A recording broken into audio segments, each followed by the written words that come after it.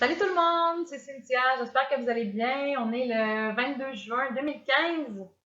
Oui, c'est bien moi, c'est bien moi. J'ai fait le gros move de me faire couper les cheveux. Ça m'a pris beaucoup de courage, mais c'est ça. Donc, couleur naturelle, ben presque, parce qu'il me reste encore de la teinture dans les pointes, mais c'est ça. C'est moi! Changez pas de poste, vous avez la bonne adresse. Donc, c'est ça, j'espère que vous allez bien. Je suis à 1 an et 10 mois demain, post-op de la sleeve gastrectomie que j'ai eu le 23 août 2013. Donc, au plus haut poids enregistré au début de mon parcours en décembre 2012, j'étais à 280 livres. Aujourd'hui, je suis vraiment fière parce que j'arrive de vacances et c'était tout inclus avec le buffet et tout ce que ça implique comme défi. Et je suis exactement au même poids qu'à mon départ, ce qui est 168 livres. Donc, j'avais perdu un total de 122 livres. Mon plus bas poids depuis que j'ai commencé mon parcours était de 158. Là, je suis à 168, donc je suis à 10 livres en haut.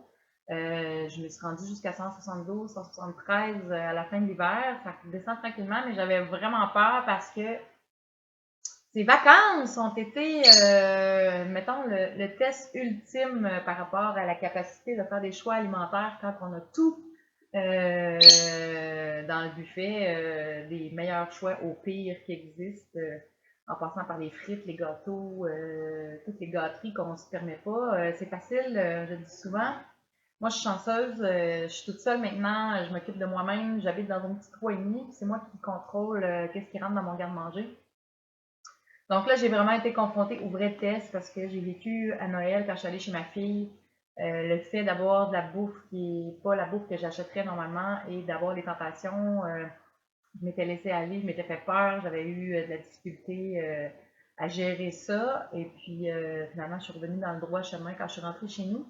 C'est un peu la même chose qui se passe en ce moment. J'en ai eu, j'ai vraiment décroché au niveau de mon programme alimentaire parce que là, j'étais à Cuba. Je me suis payé un luxe que j'avais pas les moyens de me payer, mais j'étais tellement fatiguée que je me suis dit que c'était un investissement dans ma santé et non une dépense inutile. Merci Mastercard. Je me suis payé un voyage. J'ai trouvé un excellent prix et je suis partie avec ma plus jeune. On s'est bien reposé pendant 12 jours, donc ça fait vraiment du bien.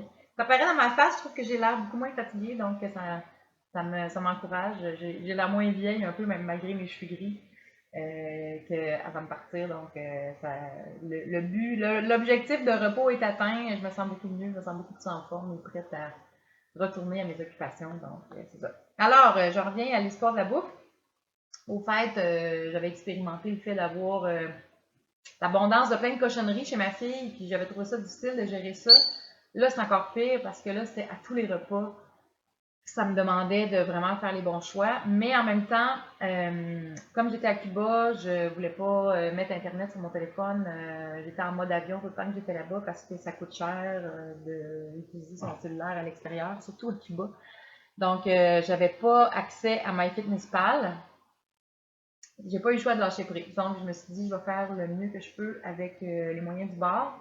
Et puis, j'ai lâché prise et je me suis aussi permis, je me suis dit, OK, à un moment donné, il faut être capable de décrocher sans perdre le contrôle complètement, mais de se dire, OK, je suis en vacances, j'en profite pour me gâter un peu, mais toujours dans la pleine conscience de ce qu'on est en train de faire et les choix qu'on fait. Et il faut trouver des stratégies pour réussir à ce que les dégâts soient pas trop importants. Moi, j'ai trouvé ça très difficile de pas rentrer ma bouffe dans MyFitnessPal, de pas contrôler ce que je mangeais parce que je savais pas trop où j'en étais. Puis j'ai mangé de la crème glacée presque à tous les jours. Pas en grosse quantité, mais j'en ai mangé quand même. Puis j'ai poussé un peu ma limite, en fait, de quantité de nourriture, je pense. Puis ça m'a un peu inquiété tout le long de mes vacances, mais en même temps, c'est un autre horaire, c'est un autre beat, c'est un autre contexte, c'est un autre climat, c'est un autre mode de vie. Donc, je pense que ça permet de dissocier un peu de la routine normale de quand on est à la maison.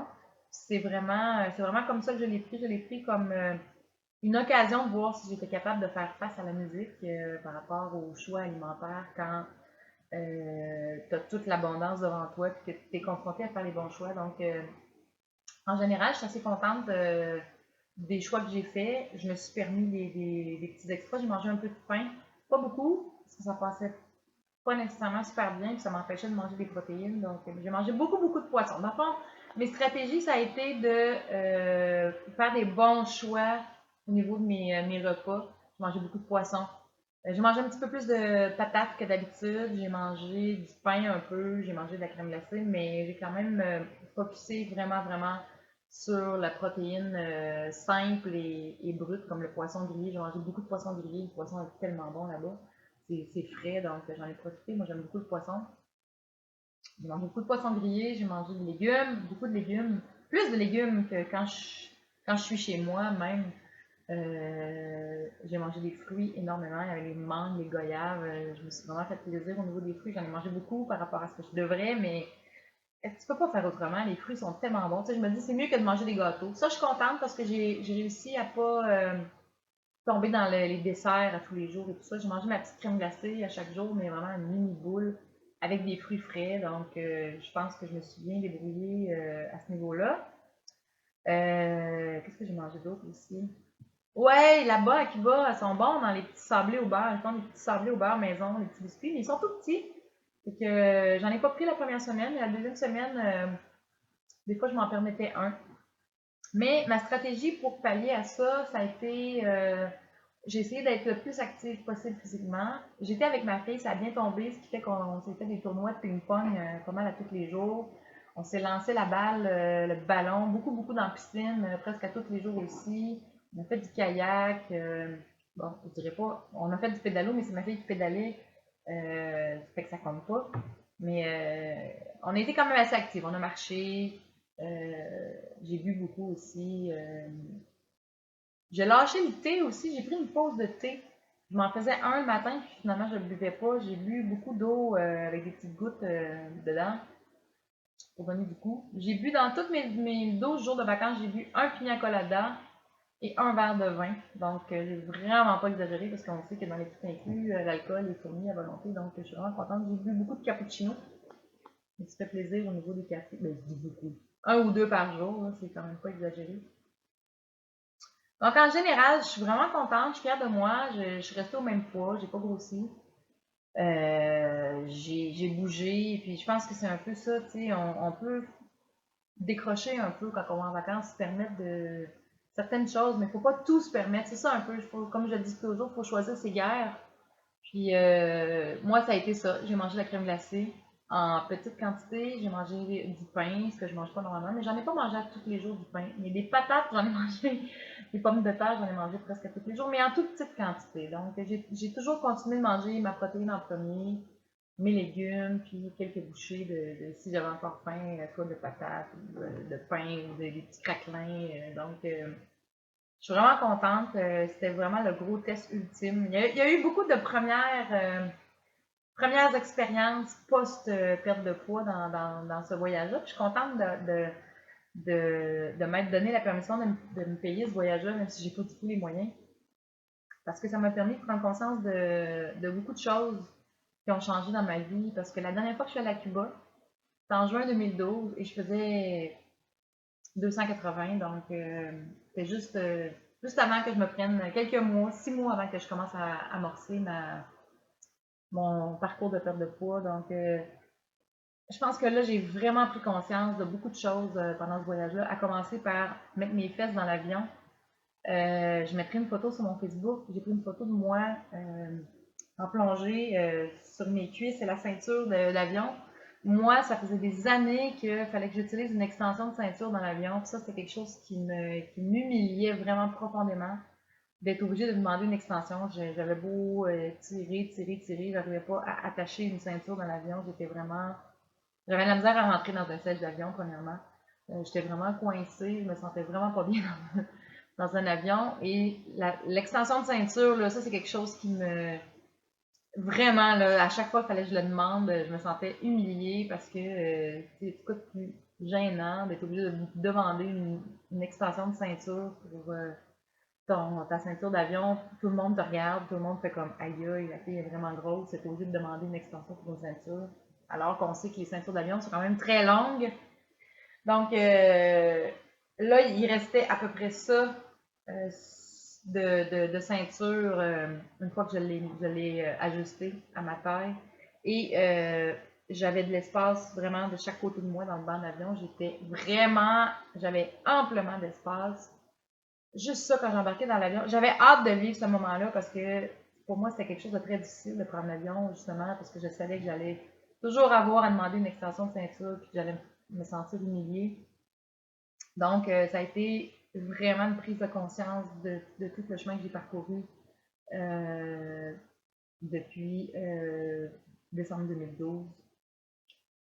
Franchement, ça m'a fait un choc, mais un choc positif. Et c'est quelque chose que j'avais hâte de vivre. Puis c'est fou, ça paraît pas grand-chose, tu sais, c'est un petit moment dans toutes mes vacances, mais au retour aussi, tu sais, on dirait que tu y crois pas, parce que ça faisait tellement longtemps que je faisais un poids vraiment considérable et puis que j'étais obligée de vivre ce moment humiliant-là à chaque fois que je prenais l'avion, aller-retour. Donc, ça a été vraiment une révélation pour moi d'attacher ma ceinture dans l'avion, de constater que tout l'espace que j'avais à ma disposition, j'ai toujours étouffé dans les avions parce que j'étais vraiment coincée.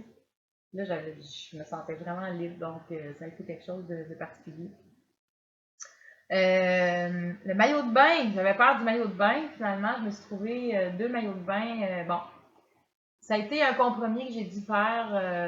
Je me suis acheté deux maillots de bain à jupette et j'avais hâte de plus être obligée de m'acheter de maillot à jupette euh, quand j'ai commencé ma perte de poids parce que je trouvais que c'était vraiment le maillot typique pour la femme ronde, justement, qui veut cacher ses grosses cuisses. Mais bon, je me suis dit que j'ai essayé toutes sortes de maillots. J'ai essayé des tankinis, des bikinis, des maillots normaux, de tous les styles.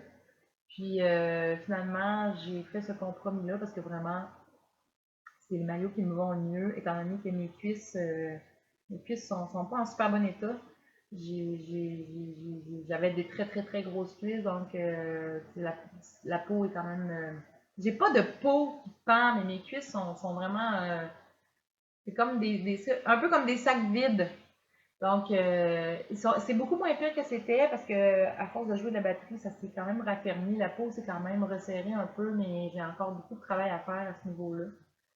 Je vois que c'est possible de raffermir les cuisses après une grosse perte de poids parce que quand même, ça s'est beaucoup amélioré, mais c'est ça, j'ai encore beaucoup de travail à faire, puis j'étais pas prête à.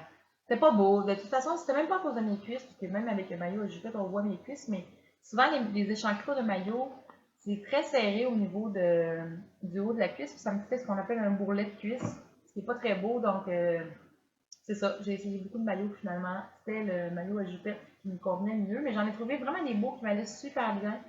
J'étais très à l'aise, j'étais contente de la shape que ça me donnait, tout ça, donc le maillot, ça s'est bien passé. Une fois que je me suis résignée à m'acheter des maillots à jupette, j'ai quand même trouvé des maillots qui m'allaient super bien. Puis j'étais très à l'aise. J'ai pas eu de malaise face à porter un maillot en public là-bas. Ça s'est bien passé. Puis c'est moins pire que je pensais, vraiment. C'est sûr qu'on anticipe toujours ce moment-là, parce que le maillot de bain, quand on est ronde ou rond, je sais pas si c'est moins pire chez les gars, ça doit dépendre. Il y a des gars qui sont moins conscients de leur image que les femmes, que certaines femmes, mais bon, je pense que c'est toujours une difficulté quand on est en obésité morbide de mettre son maillot et d'oser aller sur une plage ou au bord d'une piscine parce que tout le monde nous regarde, on entend les commentaires de loin, les gens pensent qu'on les entend pas, qu'on voit pas la façon qu'ils nous regardent, mais c'est pas le fun. Même si on est bien dans sa peau puis qu'on s'accepte, c'est le regard des autres qui nous ramène toujours à être conscient de notre corps et de l'image qu'on dégage aux yeux des autres. C'est pas super agréable. Puis une fois qu'on a perdu du poids, la première fois c'est ça que j'ai vécu cette année-là, c'est la première fois que je me mettais en maillot de bain. On a encore cette espèce de peur-là d'arriver, puis que tout le monde nous regarde. Puis finalement, ça s'est bien passé, j'ai pas eu de regard bizarre. Fait que je suis contente. Là, je suis réconciliée avec le maillot de bain, puis c'est ça. C'est moins pire que je pensais que ce serait. Donc, je suis contente en général de ce que j'ai l'air dans un maillot et du regard des autres. En fait, j'ai pas eu de regard bizarre, donc je me dis, mission accomplie, j'ai réussi à affronter cette première-là de porter un maillot en public, puis ça s'est bien passé. Donc, je pense que maintenant, ce sera plus une barrière pour moi. Les cheveux courts et les cheveux gris, ça, je pense que ça a été. Ça m'a demandé autant de courage que de maillot, finalement, de faire le move, de me faire couper les cheveux. Surtout que maintenant, je me maquille plus, donc j'avais peur que ça me vieillisse vraiment beaucoup. Oui, ça me vieillit, je le vois que là, je peux plus, tu sais, souvent on me donnait 35 ans, 37 ans, 38 ans. Là, maintenant, quelqu'un me dit quel âge que j'ai, quel âge tu me donnes, les gens me disent 45, 47. Fait que là, je fais mon âge, je pense, puis ben, écoudonc, hein, c'est l'âge que j'ai, puis on essaie toujours de se rajeunir, puis de tout faire pour avoir l'air plus jeune que son âge, mais j'essaie de, tu sais, s'accepter tel qu'on est, c'est aussi accepter son âge, puis c'est aussi accepter le fait qu'on vieillit, puis non, c'est pas facile, parce que la société nous impose un peu de toujours avoir l'air toujours le plus jeune possible, puis de cacher ces signes de vieillissement, puis à un moment donné, tu sais, peut-être que je vais reteindre mes cheveux un jour, je sais pas. Peut-être que je vais me laisser pousser les cheveux aussi, mais il fallait que je vive ça. Fallait que ça faisait partie de mon processus de m'accepter complètement. M'accepter complètement, pour moi, c'est d'être capable d'être à l'aise avec moi-même, sans aucun artifice, sans maquillage, avec mes cheveux naturels, avec mes cheveux gris. Puis ça m'a demandé vraiment beaucoup de courage. J'ai commencé à y penser l'année passée. J'y ai pensé tout l'hiver. J'ai commencé par les raccourcir un peu au printemps. J'avais vraiment besoin de vivre ça. C'est sûr qu'il y a des journées où j'adore ça, mes cheveux courts, je trouve que ça me donne un beau style. Je trouve que je trouve pas que ça me vieillit. Puis il y a des jours où je trouve que ça me vieillit vraiment. Ça dépend des journées. Mais en général, là, bronzer, je trouve ça moins pire, mais peut-être que l'hiver, je trouve ça moins. Je vais être moins à l'aise avec ça, on verra. Mais pour l'instant, c'est ça. Je m'assume complètement. J'ai des journées où je me demande qu'est-ce qui m'est passé par la tête. Mais en général, ça se passe bien. Je m'acclimate. Puis c'est tellement le fun. Ça me prend à peu près 30 secondes de m'arranger les cheveux le matin. Ça, c'est quelque chose que j'adore. Dans mon horaire super occupé, c'est quelque chose que j'aime beaucoup. Puis j'ai déjà eu les cheveux courts, je savais c'était quoi, puis j'avais hâte de revivre ça. C'est vraiment formidable pour ça.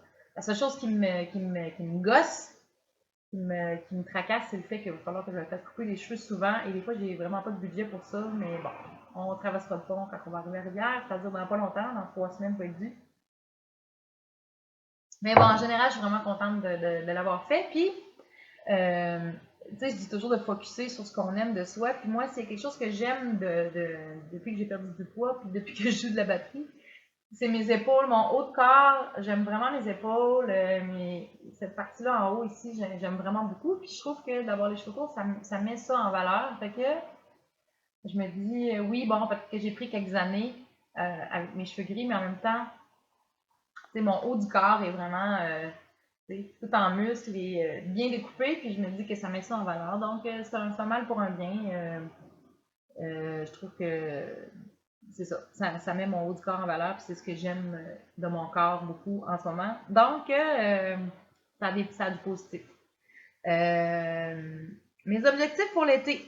J'ai eu le temps de réfléchir quand même à Cuba par rapport à où est-ce que j'en suis justement dans mon processus de perte de poids. Et je trouve que je pense que je suis à un poids qui me va bien, mais j'aimais beaucoup ça quand j'étais à 158 livres. Puis j'aimerais ça redescendre. J'aimerais ça redescendre. Tu sais, si j'étais en bas du 160, même si j'étais à 159,9, je pense que mon objectif, ce serait de retourner là.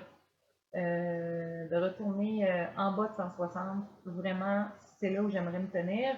Quoique, je suis contente actuellement, je me trouve pas, tu sais, je suis pas mal dans ma peau, mais en lien avec mon IMC, avec ma grandeur et avec mes objectifs que je m'étais fixés au début, qui étaient de 150, tu sais, je trouve que j'ai quand même un petit pneu ici, là.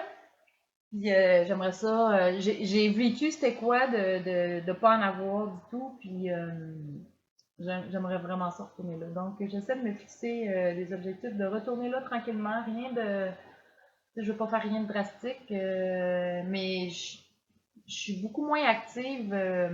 Oui, je joue de la batterie, mais c'est pas tout. Il faut faire autre chose. J'ai aimé ça pendant mes vacances, de se lancer la balle, de jouer au ping-pong. Je réalise que j'ai besoin de plus que juste jouer la batterie pour que mon corps soit vraiment en forme.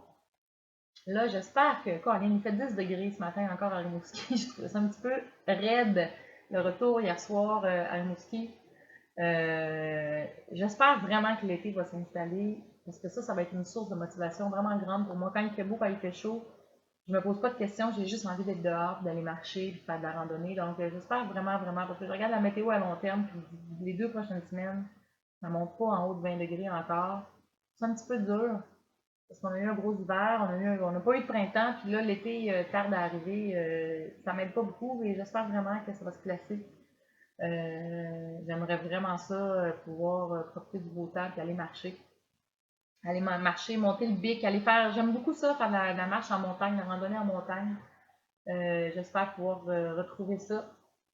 De pouvoir faire réparer mon vélo aussi, puis de reprendre le vélo. J'aimerais beaucoup ça. Donc, c'est ça. Mes objectifs cet été, là, c'est de me remettre en forme. Je sens que j'en ai reperdu au niveau de la forme physique. Puis, c'est mon objectif pour cet été, d'essayer de reperdre ce 10 livres-là. Puis de me retrouver en bas de 160. Donc, c'est là-dessus que je vais travailler. De raffermir. Je fais plus de pilates aussi. Puis les pilates, c'est ça ça m'a vraiment, vraiment permis de raffermir beaucoup mon corps. C'est quelque chose que j'aimerais arriver à réintégrer à mon horaire.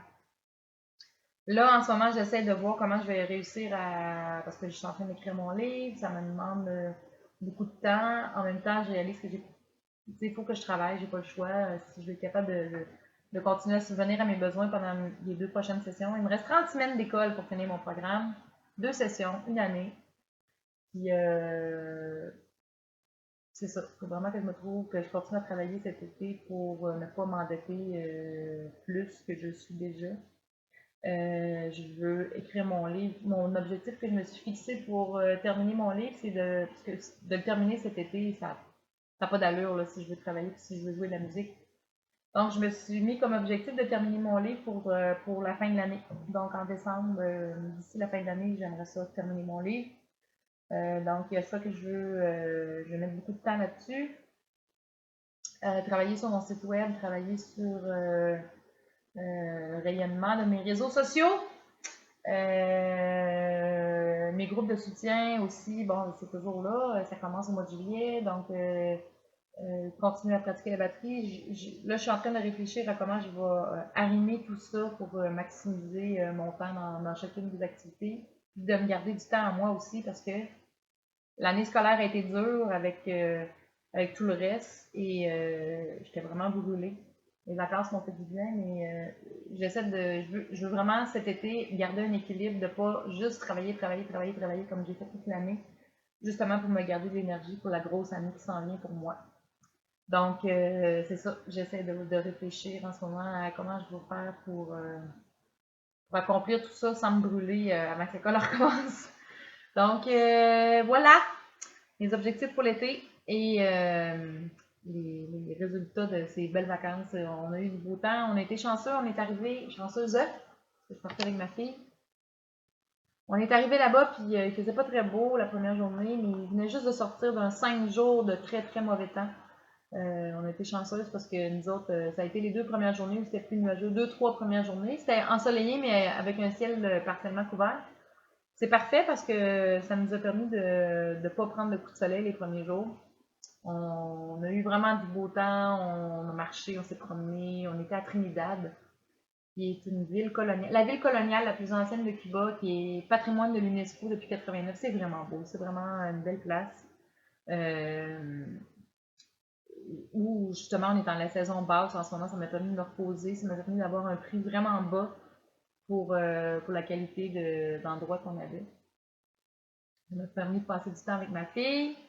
On a passé du bon temps, on s'est chicané aussi, c'est normal, mère-fille, c'est jamais 100% facile. Mais je suis vraiment contente d'avoir passé ce temps-là avec elle. On se voit toujours à Sauvette quand je vais à Montréal, puis ça m'a permis de la voir, puis de passer beaucoup de temps avec elle. Donc, vraiment contente. En 2012, j'avais passé des vacances avec ma plus vieille. Là, c'est le tour de ma plus jeune. Puis, c'est vraiment le fun. Puis, c'est le fun, hein, à cet âge-là. C'est elle qui s'est payée ses vacances. Donc, ça me fait des vacances qui coûtent beaucoup moins cher qu'avant quand je payais pour mes filles. Donc, c'est le fun de voir grandir mes filles qui sont devenues des femmes autonomes et qui sont capables de subvenir à leurs besoins. C'est le fun. Donc, c'est ça pour ce qui est de mon cas. Alors, vous allez me revoir revenir progressivement sur ma page Facebook. Je vais essayer aussi de faire des vidéos régulièrement cet été. Je pense que c'est important. Et c'est ça. J'espère que vous, de votre côté, ça se passe bien dans votre parcours. Si vous prenez des vacances, ben c'est ça, c'est de rester conscient des choix qu'on fait tout le temps, de se permettre d'être en vacances, de se permettre de se gâter, mais sans perdre le contrôle, c'est ça le défi. Mais ça se fait. Je suis vraiment fière. Puis justement, quand on réussit à se permettre des écarts, mais de garder le contrôle en même temps, puis qu'on arrive à passer des vacances sans prendre 10 livres, 15 livres. Moi, avant, quand je revenais de vacances, c'est sûr que j'avais un 10, 15 livres de plus à chaque fois. C'est la première fois que je reviens de vacances. J'avais vraiment peur de monter sur la balance. Ce matin, j'étais sûre que j'allais avoir pris du poids, donc je suis vraiment, vraiment contente. Je suis au même poids que j'étais. Ça, c'est vraiment une grande, grande, grande réussite. Puis ça se fait.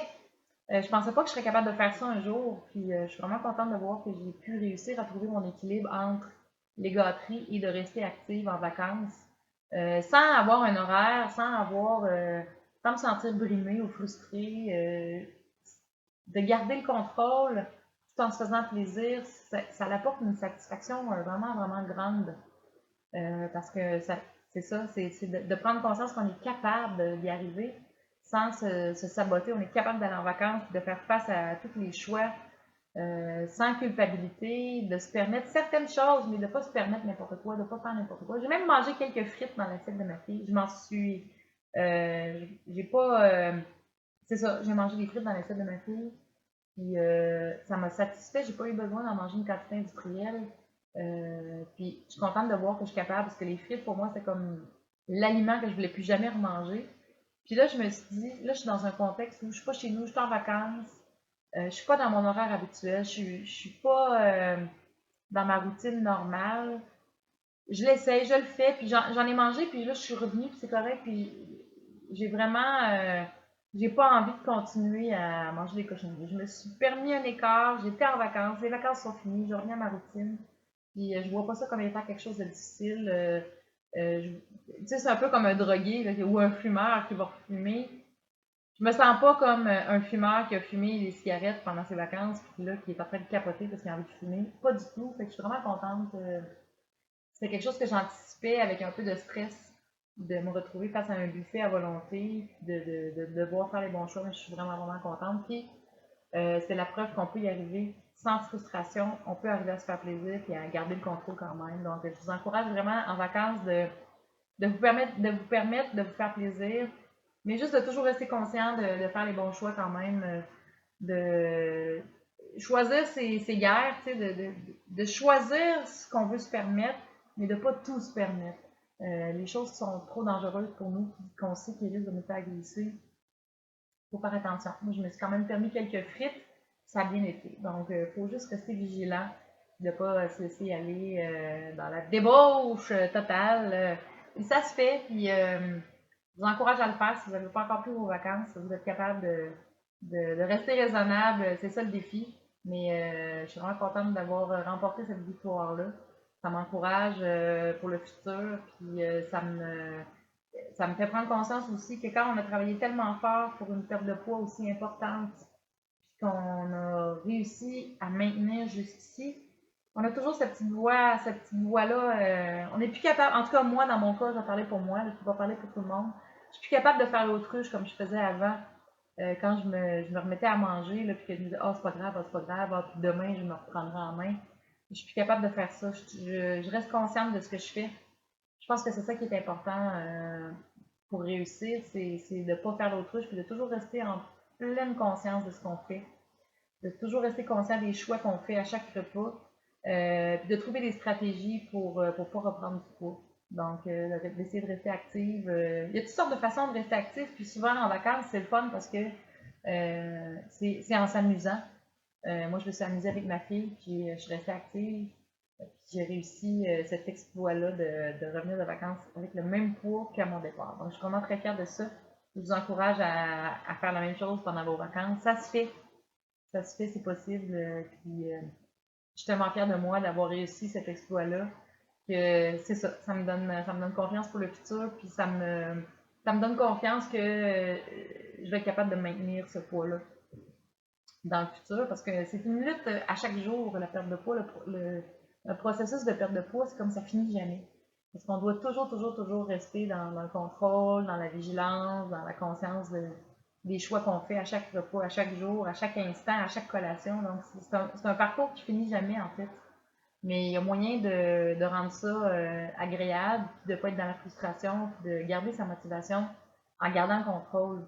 Quand on est fier de soi, quand on est fier de ne pas se laisser tomber, ben on reste motivé. Puis je pense que c'est ça le secret. Donc je vous encourage à ne pas lâcher et à toujours vous choisir et à continuer de vous battre pour rester en poids santé. La santé, c'est tellement important. Puis une fois qu'on l'a atteint, on veut plus retourner d'où on vient. Donc, il y a des moyens d'y arriver, puis c'est toujours d'être pleinement conscient de ce qu'on fait. Alors, je souhaite des belles vacances. Si vous n'avez pas encore eu vos vacances ou vous êtes sur les points de les prendre, restez positif, puis ça va bien aller. Donc, je vous souhaite une bonne semaine. On va travailler, il faut que je retourne travailler. Donc, je ne pourrais pas travailler sur mon bronzage parce qu'il fait juste 10 degrés à Rimouski aujourd'hui, c'est nuageux, mais c'est pas grave, la vie est belle, il faut en profiter, puis il faut rester positif. Donc, je vous embrasse, je vous souhaite une belle semaine, merci d'être là. Merci de votre patience pendant ces nombreuses absences à répétition. Vous êtes encore là, ça me touche beaucoup. Donc, merci beaucoup. Écrivez-moi, puis on se revoit la semaine prochaine. Ciao!